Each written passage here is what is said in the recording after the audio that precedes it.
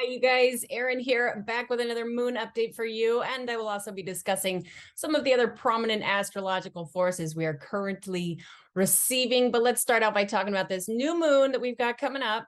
This is going to be on August 27th at 1:16 a.m. Pacific time and in the sign of Virgo, 4 degrees Virgo. So this, as with any new moon, this is a time to set our intentions for new growth, new beginnings that are very much related to this sign of Virgo. We're all receiving this opportunity for growth over the next 6 months that has to do with this Virgoan energy until we have the full moon in the sign of Virgo. So what I like to do is pull out my journal the night before and write down all the things I'm trying to manifest that are, again, related to this sign of Virgo. And then I like to come back to my journal 6 months later and see what I have brought into fruition. So this sign of Virgo, my goodness, this is the sign of our physical health. This is the time of the year to start taking care of our bodies. The sign of Virgo actually rules our intestines and our liver, some very, very important parts of our body. I'll also be talking about some herbs that I like to remedy these things with. And I will definitely be doing a cleanse to clean out my intestines and my liver around the time of this new moon. Hopefully some of you will be doing that too. I know some of us have been kind of partying throughout the summer and it's time to clean that stuff out now. So the sign of Virgo, this is the mutable earth sign. And what I mean by mutable, it's very adaptable. This is the time of year that's leading us into a new season. After Virgo season is over, we go into Libra season, and that's the equinox. We're going into an entirely different season. So that influence makes this energy very, very changeable. So that's why it's so good to make our changes now, this time of year. Virgo is, like I said, it's the earth sign. That's one of the reasons I love this energy so much, because it is adaptable, but it's also very grounded, very connected to earth. And boy, do we need some earth energy right now. I'll be talking about that in a few minutes here. Virgo is also, it's the sign of being of service. It has a lot to do with our work in the world. So we can really set our intentions, over these next 6 months to definitely start taking better care of our health, but also how do we want to be of service to the world? Virgo is also this sign of organization. It's got such good organization skills. People with, say, their sun in Virgo, as long as it's well aspected, can have this like super well organized office or house or desk or whatever it is. That's another thing I really appreciate about this energy. Now, Virgo can also, it's ruled by Mercury, which can bring some nervousness energy in. There's a strong tendency for nervousness with the sign of Virgo and Gemini, both ruled by Mercury, and we have a strong square going on between these two signs. So there may be a tendency for nervousness right now. I'll also be discussing some herbal remedies for that. But if you're somebody who suffers with severe nervousness, this is the time to set our intentions to heal from that, to grow from that. And not only that, but we all experience this as a collective, but it's also very unique to each and every one of us, depending on where the sign of Virgo comes through your natal chart. Which house in your natal chart, if you're using Placidus, you'd want to specifically look for which house 4 degrees Virgo comes through. Or if you're using whole sign, just look to see which area of your life this sign of Virgo comes through. Which house does the sign of Virgo come through? And then we can finely tune what it is we're trying to bring into fruition. That's why it's so good to get to know your natal chart so you can really flow with this energy, and stay in the holy flow with ease and grace through all these new moons and full moons. And if you get an astrology reading with me, you always will get the recording, the video recording. So you can go back at any time and look to see where any of these new moons or full moons manifest. Or if you want to schedule a reading, please visit my website, erinwageastrology.com. Just look in the comments or the description of this recording, depending on where you're seeing it, and you will find a link to my website. So let me go ahead and share the screen and show you guys some other very interesting things that are going on in the world right now astrologically. So for those of you who are new to my recordings, I work with geocentric Western astrology. With that said, we put Earth right here in the middle of this thing. Okay, these guys right here, these are all the celestial bodies. Like here's Neptune, here's Jupiter, here's Chiron, here's the North Node, Uranus, Mars. Down here is the sun and the moon. We can see they're in the same spot. That's what happens every time we have a new moon. The sun and the moon are in the exact same degree in the same sign of the zodiac. The sun is the father, the moon is the mother. They're coming together to create this Virgoan baby that will grow over the next 6 months, again, until we have that full moon in the sign of Virgo. And if we go in the wheel a little ways, we can see the symbols for the zodiac signs that these things will be beaming through onto Earth at the time of this new moon. Now, let me say this. If you're looking at the chart and you're living in a different location, we're all going to be experiencing 4 degrees Virgo new moon, but it could come through any other part of this circle here, depending on your location. This is based on my location in Santa Cruz, California. Okay, so 4 degrees Virgo. This is very early in the Virgoan season. That said, it's very, very Virgoan. Okay, it's like super prominent Virgoan energy. That's why it's such a good time to really focus on all this energy, the Virgo energy. By the way, this is also very much represents harvest season for some of you farmers and gardeners out there. Now, I have to mention this right away. There's a very, very strong aspect coming off of this new moon. This red line that we see going right here, this is pretty much an exact square up to Mars in Gemini. Mars will be at 4 degrees Gemini. So Mars, of course, we're always experiencing Mars energy. We're always experiencing all these celestial bodies energies, but what sign they are beaming through, the energy of that sign is what modifies the energy of that celestial body. So Mars is very aggressive. Mars is kind of a frustrated, dominant, aggressive energy. He rules over our physical drive. Mars is what makes us go do what we got to do. Coming through this sign of Gemini, which, by the way, Mars is going to be in Gemini all the way until the end of March of next year. That's very unusual for Mars, but he's going to do this wild retrograde thing. So Gemini is the sign of duality. Gemini has this strong tendency to want to go this direction and this direction at the same time. And not only that, but the sign of Gemini is very, very analytical. It's, again, this is also ruled by Mercury. Gemini and Virgo both ruled by Mercury. So this is very, very strong mercurial energy. Mercury is like this character that he's the messenger of the gods. He rules over our communication skills, but also has a very, very strong influence on our mental function. Like Mercury is this character that we receive messages through. Mercury will put a hashtag on it and file it away somewhere in our consciousness. And when we need to bring that information back up, Mercury will go find it for us, pull it out. That's when Mercury is very well organized. Virgo is very well organized. And Gemini, the sign of communication, this is that mercurial energy coming through. Now, this square, it's literally very much close to being exact. It's only 3 minutes away. That's very strong. Because Mars is aggressive and he gets a little frustrated in Gemini because he can't be as direct as he wants to be. The sun is squaring Mars can lead into, especially to the sign of Gemini, can lead into some frustrations, can also very much lead into like a harsh or rash personality. And then the moon squaring Mars, the moon rules our emotions. So there can be this tendency to be like easily emotionally triggered. Now, since these are coming through the signs that are ruled by the Mercury, which has a strong influence on our mental function, we can tap in. We can just be very, very consciously aware of our actions. However, there may be this tendency to just emotionally react and then kind of look back and be like, why did I react that way? That's very specifically really on August 27th. That's very strong on August 27th, but the sun will be squaring it for a few days there. Really August 20, I'd just say strongest between August 26th to August 28th. Just be mindful about, your reaction to things, how you're, reacting to somebody's, comment towards you, somebody's critic towards you, that sort of thing. Okay, now also, let's see here. I'm trying to decide which ones I should focus on. I've talked so much about this, but I'm going to go ahead in case any of you guys are new to my recordings. This right here is the North Node. And this right here is Uranus. Now, okay, the North Node, this is where energy comes into Earth. This is where we receive the celestial tides through the North Node. It's right next to Uranus. That said, they're blending together.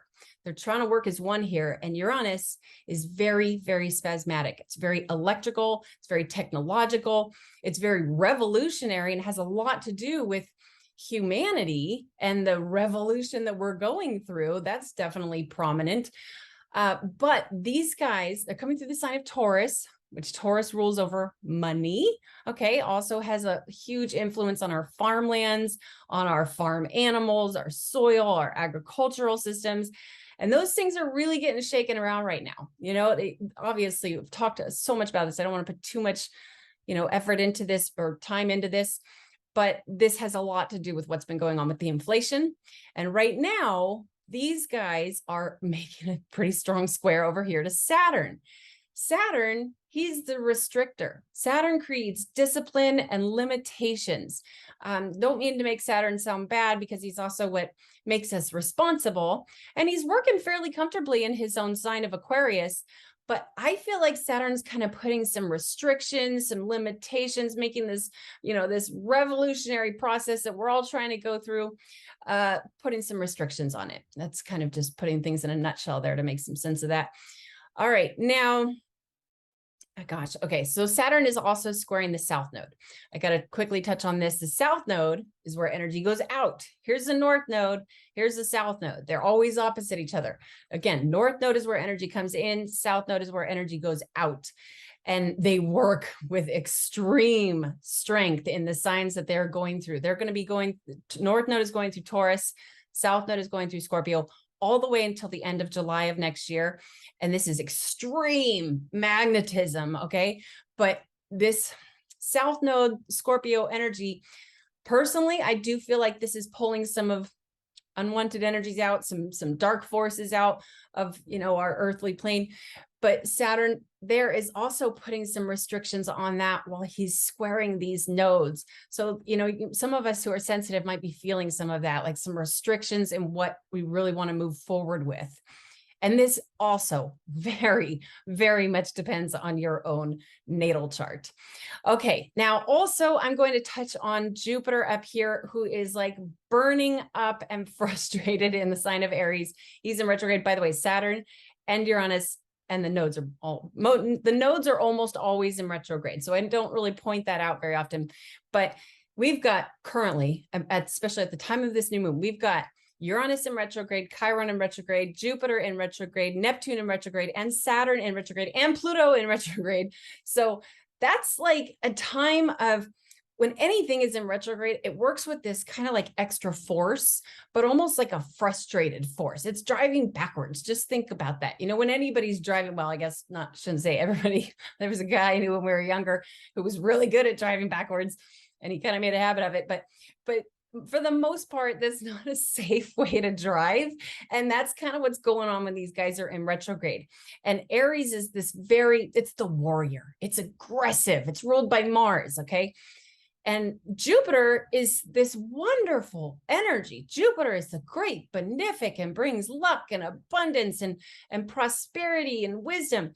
But in the sign of Aries, he's burning up and he's frustrated because he's moving backwards. Okay. So that's something else to keep in mind. He is making a sextile aspect to Mars. So in a sense, that could be good, but I do feel like there's a lot of frustrations going around. So again, just kind of be mindful of that. That's my suggestion.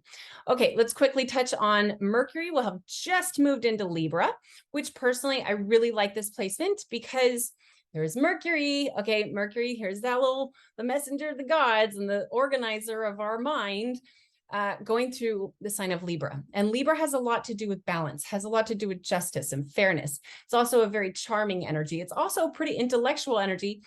And at 1 degree, this is very strong energy here. Geez, he's going to be super strongly trining Mars, and he's also pretty strongly trining Pluto. So I do feel like Mercury is in a good place here. Mercury is a major, major key player for this new moon. Keep that in mind. I think all of us are going to have busy minds around the time of this new moon. Okay, now also this right here is Venus. I'm going to the sign of Leo. This is another placement that I just happen to really like when people have it in their natal chart. Venus has a lot to do with what we're attracted to. Venus is like the influencer of love, can have a lot to do with relationships. And Leo is this super courageous, playful, kind of leadership type of energy. And when somebody's got, depending on how it's aspected, for the most part though, when somebody's got Venus and Leo, that they got the kind of personality when they see something or somebody they like, they'll just walk up, put their arm around it, and with such confidence. So I really like that placement. Let's see, it looks like these guys are going to be squaring. They're also going to be squaring Uranus and the North Node. So keep that in mind. That might be kind of weird for relationships. I know a lot of people are having some weird relationship stuff going on right now, and that very well could, again, so much of this depends on your own natal chart, but this very well could be, in some instances, it could be wonderful and joyful for relationships, but for other relationships, it could be, oh boy, it could kind of be aggressive, okay? Especially with all these other little things that are influencing frustrations. Okay, so I'm going to leave that there. Now we're going to touch on, I'm trying to make this quickly. I've been trying, and notice my videos have been like a half an hour long, and I'm trying to make them shorter for you guys. So let's quickly talk about some remedies for these things that I've talked about. So first of all, yes, the liver is very much ruled by the sign of Virgo. Also, Jupiter has a lot of influence on our liver too. And here's Jupiter going through a very hot sign backwards. So I think like it's a really, really good time to do a liver cleanse. And one of my very favorite herbal remedies for cleansing the liver is milk thistle, because it's so gentle, and it can also not only detoxify, but it can also rejuvenate cells that are damaged, that sort of thing. It could just, it's all really good stuff for the liver, as long as our colon is clean. Because if we've got a backed up colon, if we're constipated and we're cleaning out our liver, then things get dumped into the liver and then get stuck in the colon. So keep that in mind as well. But for the most part, as long as you're, got a healthy pattern of going to the bathroom every day, then milk thistle is probably my number one recommendation for this particular transit. And then for the intestines, something called yellow dock is really good and really gentle and pretty much does everything wonderful for the intestines. That would be my number one suggestion for this, specific part of our body, for our intestines and for this new moon. And then also for the nervousness, for the uncomfortable nervousness of this type of energy, hops. Hops is a super light sedative. You don't even have to necessarily take it. I like taking it in a tincture, but you can also just take the herbs and, find a way to put them in your pillow. I mean, geez, even something like this, like a little, bag that's see-through. I think it's like a wedding gift bag sort of thing. Putting some hops in there and putting it under your pillow is just relieving. This is old Renaissance remedies right here. So, and the next thing I'm going to mention is stones, gemstones for this sign of Virgo. The dedicated zodiacal birthstone is sapphire, and I currently do not have a sapphire, but there's so many other stones that really, really resonate well with this very strong Virgoan energy. Really, the color green is very Virgoan. Green, any type of green agate. There's green, regular green agate, like this, but then there's also green agate that looks like this. You can see how different they are, but they're both green agate. And then I believe this is moss agate, which is also sort of green. I love agate because it's super soothing. It's super calming. That's the thing. With a sapphire, definitely not everybody should be wearing a sapphire. Sapphires could kind of overdo it for some people. A sapphire is very strong. And, if you're already operating at that frequency, it might overdo it. But agate is way more chill. Agate's kind of like an all reliable that pretty much anybody can wear. It could be good for anybody. But another one to mention here is green garnet. I love this. Oh, it's not really showing up the color very well, but this is a piece of green garnet that I love very much. This is super grounding, which is great. With that Uranus and North Node going to the sign of Taurus, it's very unstable. We're all feeling that we're all being influenced with this energy that's not stable and it's not very grounded. That's one of the reasons I'm so glad it's Virgo season, because that's an earth season, earth sign, and it's bringing us back down to earth. but green garnet, even red garnet could work as well for this new moon. And also green tourmaline. I think a lot of you have seen me pull out my black tourmaline that I love so much. It's super protective. The green tourmaline, they look very similar, but this is green. If you see it in the sunlight, it's absolutely stunning. This is another one that's super, super protective, but is also just resonates very, very well with this Virgoan energy. Now, what I like to do is, as I mentioned, I pull out my journal and I write down what I'm trying to manifest, and I put my stones on top of my journal before the new moon peaks. Okay, so I hope that all made sense. I hope it benefits you guys. And if you'd like to schedule an astrology reading, please do visit my website, erinwageastrology.com. And if you don't, you can just schedule straight through my website. But if you don't see anything in the calendar that is convenient for you, then please feel free to send me an email at erinwageastrology@gmail.com. Okay, you guys, until next time, namaste to all of you.